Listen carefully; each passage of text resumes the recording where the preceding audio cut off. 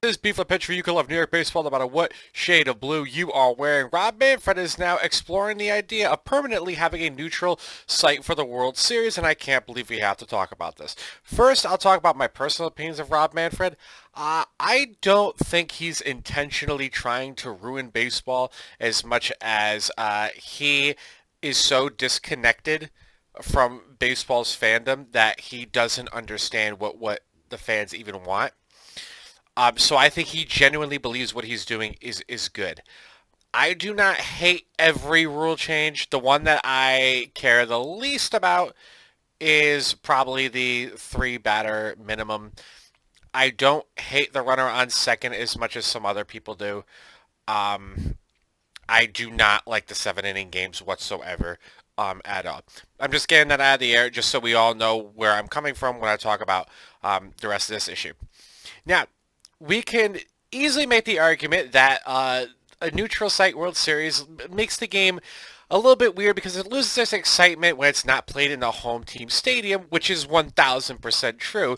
But Manfred doesn't care about that. He wants to argue dollars and cents, so we're going to speak his language. This is a terrible idea, and here's why. Neutral sites mean warm or indoors. You oftentimes will think about the Super Bowl when you think about a neutral site. Which means big market teams like the Yankees, Red Sox, Phillies, Mets, and Cubs won't get anything near commuting distance, and that's a problem because these teams are big market teams who bring in a lot of money. And you're removing the game from their fan bases and the people who can go to them. Now, the Cubs get to hang out to a little bit of hope in that because they can draw a crowd if the World Series is held in Miller Park. But what are the odds that that happens in the same year, that the Cubs get to go to the World Series and it just so happens to be at Miller Park when there's other options? Teams like the Yankees have a national appeal, so they can possibly draw a crowd anywhere in the country, really. But is it enough of a crowd to draw for 4 to 7 games full against another team that's not going to have the same national appeal, so you can't even fill up the ballpark reliably, and that would reflect horribly on baseball if the World Series wasn't selling out or coming close to selling out. I know I'm focusing a lot on big market teams, but that's because they draw the most money, and that's kind of where I live. But the entire Northeast and Central, their only hopes to a close World Series would be either Milwaukee, like we said, or Toronto, which now requires international travel.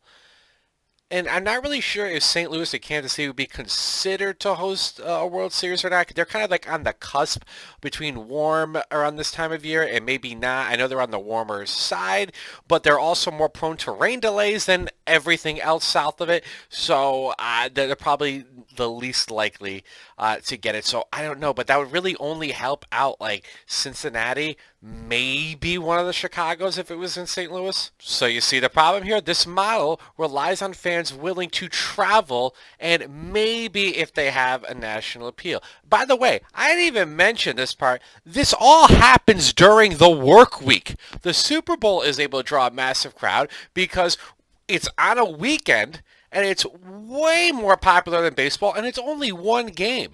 It's so much easier to travel to. The World Series lasts a week, most of it on Monday through Friday, and it's a less popular sport, so you're starting on that low part anyway.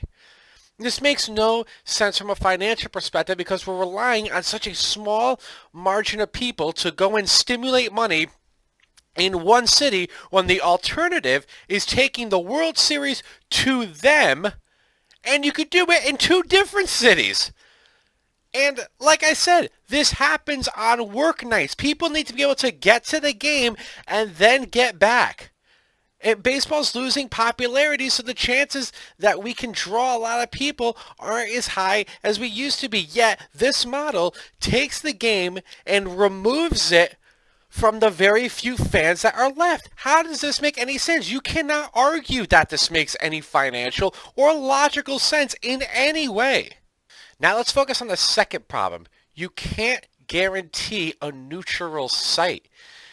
Now, West Coast teams benefit a little bit from this because they are warm and near a lot more indoor ballparks. So if they're lucky, and statistically speaking, they are likely to be lucky, they will live close enough for their fans to consistently go in numbers. But that's not even the point, because they play in these fields very often. For example, if we get a Dodgers-Yankees World Series being held in Arizona or San Diego, in no way is that an equal playing field, because the Dodgers spend a lot of games there, and the Yankees rarely ever fly down there at all. That is not level and neutral site one bit. Worst case scenario is the home team of the selected stadium is one of those World Series teams, and they get to play every game at home.